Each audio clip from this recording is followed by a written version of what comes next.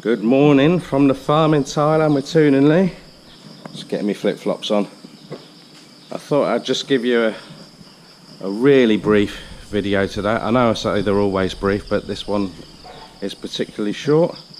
And it's just to show you the flip side of when things don't go for you. Living the farm lifestyle that Toon and I do. So to give you a bit of a background, the last sort of 8 or 9 days I've been stricken down severely with man flu. I've been on the antibiotics and I thought it was getting better, but I got a call from Toon. Well, I could hear her shouting the other day, a few days ago, when she'd gone to cut some food for the goat house, and I feared the worst. I thought she'd had a crash with someone and hurt herself, so I went running off down the road. She said, "Oh, you got to lock the house, it's going to take quite a while." So I ran back, locked the house, and then ran back again. I thought my man flu had cleared up, but it's absolutely battered me, and it's back to square one, I'm afraid.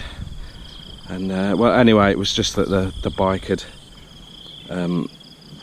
just ended up in a farmer's field, and Toon couldn't pull it out. So we got that out, everything was all right, and Toon was fine. She wasn't on the bike when it moved. But that's crooked me again. Toon's hay fever's been really bad as well. For some reason, when you start getting the rains, it gets worse for her, especially in the evening. She has tried lots of things, including local honey, well, honey off the actual farm, Vaseline up the nose, and all sorts. She's tried all sorts of, you know, washing her face, different types of soaps and gels and that sort of, the shower gels. So she's struggling with that. And then last night and the night before, we've had 2 huge storms. What happens here is, because it's a lot of clay soil, when you get the heavy rain plus the strong winds, it has some of your trees over, and we've lost one of the trees here. Was luckily on the outside of our fence pond area, otherwise it would have had it over. So you can see it's here, and it's just gone this way, and it's had another tree over behind that. So we've got to sort that out. Toon's, at the moment, she's in the duck house there. She's just gone in to let the ducks out and feed them, and she said they're in a right old sorry state. You can see the ducks are very, very low in the water. They've been getting the full front of a storm all night. Normally they don't mind a bit of rain and that, but they need to be able to preen themselves and dry off. It looks like they're waterlogged. So we're going to have to look at improving the shelter for the ducks, which wasn't planned. I think it was just the wind direction combination with the heavy rain. But she's gone in there to clean it out. We wash it out every day, and there's 2 bloody dead ducks in there. So we've had it all today. Yeah, sometimes this farming lark isn't easy. There's a lot of joys, but you got to get over the lows. But I haven't got any energy.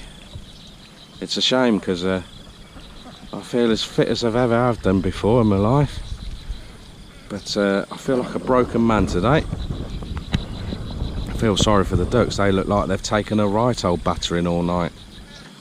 I don't know whether it's a bit of a coincidence. I think it's down to the weather, but Toon will do an autopsy on the ducks and make sure there's been no foul play by snakes or anything like that, or I don't think a monitor lizard would have a go at them.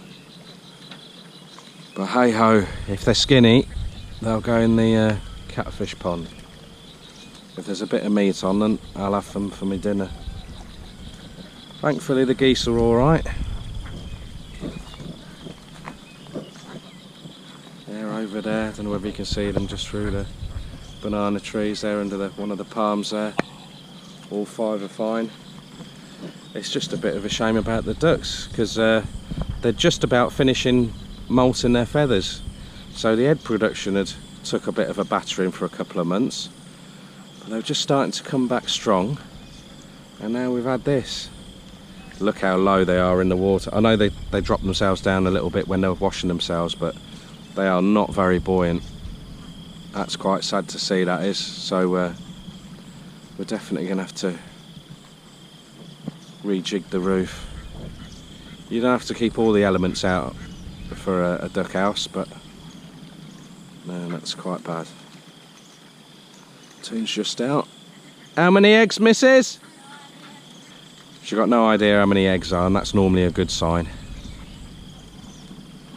Right, I've got the sweats, so, and it's not hot today. I'm gonna get back and get pilled up, and I'll see what I feel up to a bit later, but I'm out of the game. Man flu in Thailand, whatever next? Toon's just shouted to me, one of the ducks that's dead was actually in the process of laying an egg. So she's just saying when she's picked them up, she's had a feel of the stomachs, and she can feel 2 eggs in there. So ducks, we've never had any ducks die from being egg bound. Back in the UK we used to get the odd chicken. Certainly when the chickens get older, they don't lay quite so many eggs, but the eggs get bigger and bigger, and sometimes they can't pass them, so they can die a painful death like that. But ducks, we've never ever had that problem. Well, we do get some huge eggs now. They're about 18 months old or so, but you see the pack bung in there. I threw that in yesterday. There's no leaves left on it, but the tinfoil barb are still pecking away at that. There's the 5 ducks. Also, I've got to do this today. The wind had these over yesterday. I've just pushed them back in. We got up yesterday morning, and the 5 boy ducks, 5 khaki Campbell drakes there that you can see, they were all out. That whinging in the background is Naughty Clop. It's a lot of finger pointing this morning. He's still popping back to the village, so he's on the chain 24/7. I keep moving him around, but he's such a wuss. He's just crying all the time. So he's missing his hugs from his mate in the village. But we're going to leave him a few more days, and he's been given loads of food and lots of love. When he's let off the lead next time, or the chain rather, if he goes back to the village, we're not getting him anymore. Just doing me noggin in. Hopefully Toon's going to be back soon, and I can go to bed, and then she can play nurse all day for me. That'll make me feel better. Not a particularly cheery or light-hearted video this morning, but it's good for us to show you the other side of farming. There's plenty of downs as well as ups that we don't really make an effort to record. It's just that you just take it for granted after a while. You constantly get knockbacks with farming, but you just you take it on the chin, and if you're the sort of person that can't do that, then farming's not for you. You've got to bounce well being a farmer, and you soon learn to toughen up with these setbacks. When we first started, you take everything to heart, and it's quite easy to become despondent when you're new to farming. But as you learn and improve things as you go along, they become less and less so, I suppose. But also when you get inevitable setbacks, you deal with them a little bit better. So I'm not sure. I think this white cockerel down here is going to now get a stay of execution. There's one eyed in there. He knows I'm talking about him, because he was going to go in the pot today. But if we've got a couple of ducks, I know Toon doesn't eat duck, but she's not likely to kill a cockerel and prepare that today if we've got to do 2 ducks as well. So I suppose I should feed them. I've normally fed them about an hour ago, but I was waiting until Toon was getting back from the ducks so I could net him, and then Toon could prepare him straight away. So I think you're all right, fella. Stay of execution for a day, so fill your boots while you can, mate. This bloke is safe as houses, Johnny Handsome. We're not eating you, and you know it, ain't you, mate? Top dog, or top cock, whatever way you want to say it. And we got two New Hampshires, one of which is 2 cockerels that are New Hampshires over there, so one of those is on borrowed time as well. Probably not him because he's got funky tail at the moment. The other one's a bit behind the drag curve, so I think we'll keep him because obviously is the same age as the other one, and you want to keep your fastest, biggest growing cockerels. No one's interested in small cockerels, are they? Right. Okay, not long, I'll get your food for you, alright? Just when you think it can't get any worse, I'm just walking back and I noticed there was a dead tab tim in the pond, which is one of our pink tilapias. And we don't do bloody dead fish. What I mean by that is, I think it's about 6 months since we've had a fish die in the ponds. So it's not one of our giant ones, but hey ho. It's a tab tim dead, missus. Tab tim dead. In the corner down here. Dear me.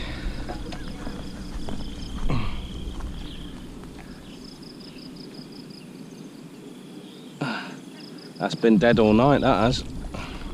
Oh, sorry.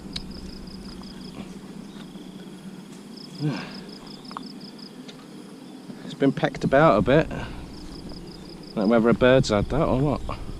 Properly. Oh well. If you don't mind, I won't be having that this morning. Megan. I know what we'll have. Duckfish sauce, get in there. I know what we'll eat it. I thought the catfish would come up straight away.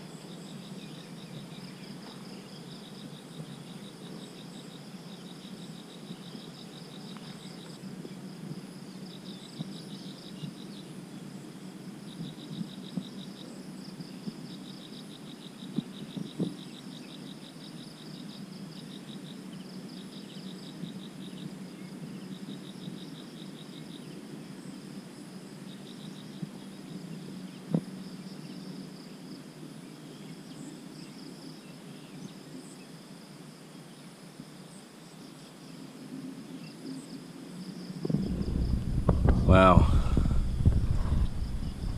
I'll eat my hat. That's a first. I think it's to do with the I really think it's to do with the weather pressure system or something like that. Well, it's not because it had started to rot. They normally have that straight away. Right, let's get back.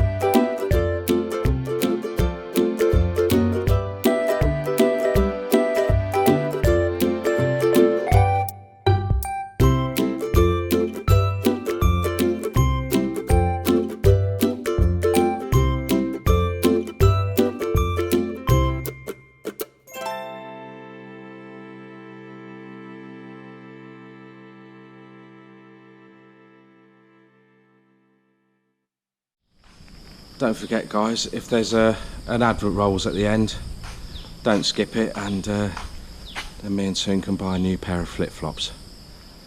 Rightio, thanks for watching as always. Take care out there and beware of man flu.